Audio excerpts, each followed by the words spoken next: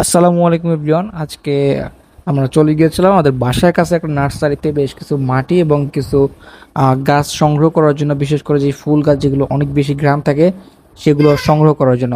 So আমরা চলে গেলাম নার্সারিতে, গিয়ে অনেক ধরনের গাছ দেখলাম, অনেক ধরনের গাছ, ফলের গাছ, ফুলের গাছ ছাড়াও বিভিন্ন ধরনের শাকসবজি গাছও আমরা খুঁজে পেয়েছি। কিন্তু অনেক ফুলের গাছের নামও আমরা জানি না, আর যেগুলো ভিডিওতে হয়তো বা আপনারা দেখতে পাচ্ছেন যে অনেকগুলো গাছের নামও আমরা জানি না। এখানে আমরা এটা হচ্ছে আপনার আপনার বিভিন্ন ধরনের ফুল গাছ, যেগুলো আমরা অনেক সময় বাসায় যেগুলো পালন করতে পারি বা বারান্দায় আপনার যেগুলো পরিচর্যা করতে পারি, এরকম অনেক ফুল গাছ দেখেছি, অনেক ফলের গাছ দেখেছি। তো আমার কাছে ফুল গাছগুলো অনেক বেশি সুন্দর লাগছে, যেখানে জবা ফুল গাছটা পিঙ্ক কালারের।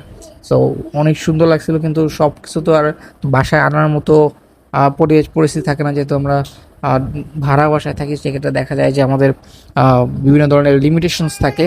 তো বারান্দা যেগুলো আমরা পরিচর্যা করতে পারবো এমন গাছই আমরা খুঁজতেছিলাম অনেকক্ষণ ধরে। তো আমি আর আপনাদের ভাবি হচ্ছে অনেকক্ষণ ধরে খুঁজতেছিলাম। তো খুঁজতে খুঁজতে খুঁজতে খুঁজতে এক পর্যায়ে আমাদের সিদ্ধান্ত ফাইনাল হলো যে আমরা এই গাছটা নেব, যে গাছটা এখন আপনারা ভিডিওতে দেখতে পাচ্ছেন। সো আমরা বাসায় চলে এসেছি, আস্তে আস্তে প্রায় সন্ধ্যা পার হয়ে প্রায় 7টা থেকে 8টার মতো বেজে গেছে। সো এখন এটার জন্য একটা বালতি সংগ্রহ করেছি। আপাতত আমরা এটা বালতির মধ্যে এটাকে রাখবো, পরে যদি প্রয়োজন হয় পরে আমরা এটাকে বড় বালতিতে শিফট করবো ইনশাল্লাহ। সো মাটিও নিয়ে এসেছিলাম প্রায় 1 বস্তার মতো।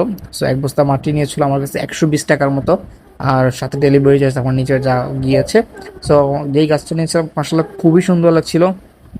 এই গাছটা হচ্ছে কলম করা গাছ, যার জন্য আর কি অনেক ছোট দেখাচ্ছে। সো প্রথমে আমরা মাটিগুলো একটি বালতির ভিতরে ভরে নিয়ে পরিমাণ মতো মাটি নিয়েছি। দেন হচ্ছে আমরা এই গাছটিকে বের করলাম, হচ্ছে ওদের যেই পলিথিন দেওয়া ছিল সেখান থেকে বের করে আমরা হচ্ছে প্রপারলি গাছটিকে সেট করে নিলাম। সেট করে নেওয়ার পরে সম্পূর্ণ কাজটি আপনার ভাবি করতেছিল, আমি তেমন কোনো কাজই করতেছিলাম, আমার বাচ্চাকে ধরে রাখতেছিলাম এবং সে নিজে করবে বলেই আমাকে বললো, যার জন্য আমাকে হাত দিতে দেয়নি একদমই। সো পুরো প্রসেসটা সে মেনটেন করতেছিল এবং পাশ থেকে আমি গাইড করতেছিলাম। সো সে প্রথমে মাটি দিয়ে এটাকে পুরো ঢেকে দিল এবং গাছের যেই গোড়ার অংশটা সেই জায়গাটা হালকা একটু উঁচু রাখতে বলছিলাম এবং সে সেটাই করলো। সো এখন হচ্ছে পানি দেওয়ার পালা, এটাকে প্রপারলি পানি দিতে হবে, পানি না দিলে তো গাছটা হচ্ছে বাঁচাতে পারবো না। সো আমি পানি নিয়ে আসতে বললাম। সো প্রপারলি হচ্ছে মাটিগুলো সেট করার পরে তো আমি গাছটাকে একটু ঘুরে ঘুরে দেখাচ্ছি পানি দেওয়ার আগে। সো যখন পানি নিয়ে আসছে, পানি নিয়ে আসার পরে সে নিজের মতো করে প্রপারলি অল্প অল্প করে পানি দিয়েছিল সব জায়গায়, যাতে হচ্ছে মাটির উপর অংশটা একদম যখন মানে শুকাবে একদম যেন কাঠ না হয়ে যায়, আবার যেন একদম পানিতে একদম চুবে না থাকে, এরকম অবস্থা বলেছিলাম ওনাকে। সো সে সেই হিসাবে খুব সুন্দর করে পানি দিয়েছে। রাতের জন্য এটাই এনাফ। দেন সকালে আবার বাকিটা দেখা যাবে, যার জন্য আর কি সকালের জন্য পানি দেওয়ার অবশিষ্ট রেখেছি, কারণ রাতের বেলা তো পুরোপুরি বুঝতে পারতেছি না যে কোন জায়গা থেকে কীরকম সূর্যের আলো পড়বে।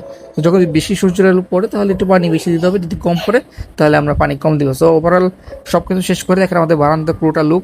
রাতের বেলা হয়তো অনেকটা বোঝা যাচ্ছে না, এখানে একটা স্ট্রবেরি গাছ ছিল। সো ওভারঅল বারান্দার লুকটা দিনের বেলা বা পরবর্তী ভিডিওতে আমি দেখাতে পারবো ইনশাআল্লাহ। সো সেই ভিডিওগুলো দেখতে চাইলে অবশ্যই আমাদের চ্যানেল সাবস্ক্রাইব করে রাখতে হবে এবং ভিডিওটি ভালো লাগলে অবশ্যই লাইক করে দিবেন। ধন্যবাদ সবাইকে, আসসালামু আলাইকুম।